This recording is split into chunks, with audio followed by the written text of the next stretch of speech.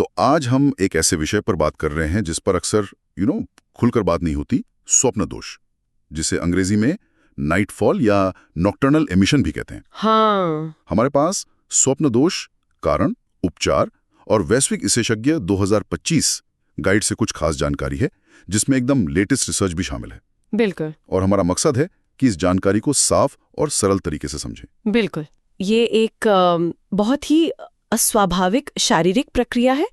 अक्सर नींद में आने वाले उत्तेजक सपनों या फिर शरीर में जो हार्मोनल बदलाव होते हैं उनसे जुड़ी होती है। और ये समझना जरूरी है कि ये कितना आम है। आंकड़े बताते हैं कि किशोरावस्था में, मतलब टीन एज में, करीब 50 से 70% पुरुषों को। 50 से 70%? अरे वाह। हाँ, और वयस्क पुरुषों में भी करीब 30% को इसका अनुभव होता है। अच्छा, 50-70% किशोरों में ये आंकड़ा तो वाकई उस आम धारणा को चुनौती देता है कि ये कोई अजीब या चिंता की बात है। सही कहा। गाइड में मई 2025 के एक रिसर्च गेट शोध का भी जिक्र है। वो इसे नींद के दौरान मस्तिष्क द्वारा संकेतों की गलत व्याख्या से जोड़ रहा है। ये तो बड़ा दिलचस्प एंगल लग रहा है। हाँ, बिल्कुल। और शायद इसी बढ़ती जागरूकता का असर है जो हम स्वास्थ्य बाजार में भी देख रहे हैं। पुरुषों के वैश्विक स्वास्थ्य का बाजार, आप देखिए, 2023 में 31.1 बिलियन डॉलर था और अनुमान है कि 2033 तक ये 51.1 बिलियन हो जाएगा। अच्छा खासा उछाल है ये तो। हाँ, और इसी तरह व्यवहारिक स्वास्थ्य, मतलब मानसिक स्वास्थ्य से जुड़ा बाजार, वो भी 2024 में 92.2 बिलियन से बढ़कर 2034 तक 151.62 बिलियन तक पहुंच सकता है। तो ये आंकड़े सिर्फ इकोनॉमी की बात नहीं है, ये दिखाते हैं कि लोग अब पुरुषों के स्वास्थ्य और मानसिक कल्याण पर ज्यादा ध्यान दे रहे हैं, हिचक कम हो रही है। सही बात है। ये बढ़ते बाजार के आंकड़े साफ बता रहे हैं कि लोग अब मदद लेने में ज्यादा सहज महसूस कर रहे हैं। और गाइड के अनुसार सही उपचार के फायदे भी काफी महत्वपूर्ण लगते हैं। जैसे चिंता में 80% तक कमी आ सकती है। हाँ, 80% तक चिंता में कमी। और सिर्फ वही नहीं, नींद की क्वालिटी बेहतर होती है, करीब 75% तक सुधार। आत्मविश्वास में 90% तक बढ़ोतरी देखी गई है। 90%? जी। और हार्मोनल संतुलन बेहतर होता है, जिससे स्वप्न दोष की फ्रीक्वेंसी में 60% तक कमी आ सकती है। प्रजनन स्वास्थ्य में भी 70% तक सुधार संभव है। तो कुल मिलाकर ये सिर्फ शारीरिक नहीं बल्कि मानसिक और भावनात्मक तौर पर भी बहुत फायदेमंद है।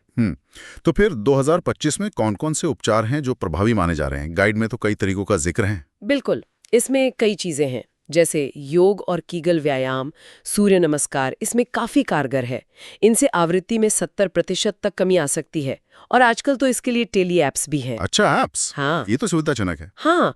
फिर कुछ हर्बल उपचार हैं, जैसे अश्वगंधा, इससे भी 60% तक सुधार देखा गया है। आहार में बदलाव भी बहुत जरूरी है। जिंक रिच फूड लेना, कैफीन वगैरह कम करना, ये 50% तक नियंत्रण में मदद कर सकता है। ओके। और मानसिक पहलू के लिए, क्योंकि चिंता वगैरह की बात भी हुई थी। हाँ, उसके लिए मनोचिकित्सा, खासकर सीबीटी, कॉग्निटिव बिहेवियरल थेरेपी, ये नकारात्मक सोच और व्यवहार के पैटर्न को बदलने पर फोकस करती है। इससे 80% तक मनोवैज्ञानिक लाभ मिल सकता है। और वर्चुअल सत्रों की वजह से आजकल ये बहुत सुलभ भी हो गई है।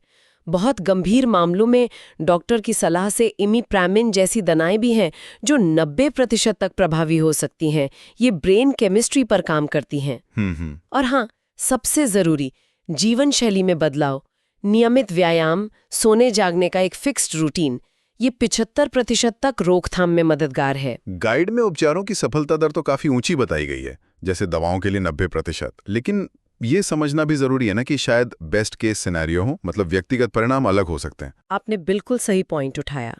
ये आंकड़े अधिकतम प्रभावशीलता दिखाते हैं, पर हर व्यक्ति का शरीर, उसकी मानसिक स्थिति अलग होती है, तो जाहिर है परिणाम भी अलग अलग हो सकते हैं। इसीलिए डॉक्टर या विशेषज्ञ से सलाह लेना बहुत जरूरी है। तो किसी को पेशेवर मदद कब लेनी चाहिए? क्या संकेत हैं? देखिए, अगर स्वप्न दोष सप्ताह में 3 से 5 बार से ज्यादा हो रहा है, या इसकी वजह से बहुत ज्यादा चिंता हो रही है, जो करीब 20% मामलों में होती है। अच्छा। या थकान महसूस हो रही है, या ये आपकी रोजमर्रा की जिंदगी, आपके रिश्तों को प्रभावित कर रहा है, तो फिर जरूर किसी विशेषज्ञ से मिलना चाहिए। विश्व स्वास्थ्य संगठन के 2025 के दिशा निर्देश भी यही कहते हैं कि प्रजनन स्वास्थ्य के लिए जल्दी हस्तक्षेप करना बेहतर है। और मदद मिल कहाँ सकती है? आजकल तो शायद आसान होगा। हाँ, अब काफ़ी रास्ते हैं। साइकोलॉजी टुडे या लाइब्रेरी जैसी ऑनलाइन डायरेक्टरीज हैं जहां आप विशेषज्ञ ढूंढ सकते हैं। WHO के भी अपने मानसिक स्वास्थ्य संसाधन हैं। विशेषज्ञ के तौर पर आप यूरोलॉजिस्ट, सेक्सोलॉजिस्ट या मनोवैज्ञानिक से मिल सकते हैं। गाइड में कुछ वैश्विक विशेषज्ञों का भी जिक्र है, जैसे भारत से डॉक्टर राजीव आनंद या USA से डॉक्टर एमिली कार्टर, जो वर्चुअल कंसल्टेशन भी देते हैं। ओके। और हाँ, टॉक स्पेस, बेटर हेल्प जैसे ऑनलाइन थेरेपी प्लेटफॉर्म्स की लोकप्रियता में भी 40% की बढ़ोतरी हुई है। इनसे मदद पाना और भी आसान हो गया है। सही है। और वो एक आम मिथक है ना कि ये कमजोरी की निशानी है, उसके बारे में क्या कहेंगे? अरे वो तो बिल्कुल गलत धारणा है।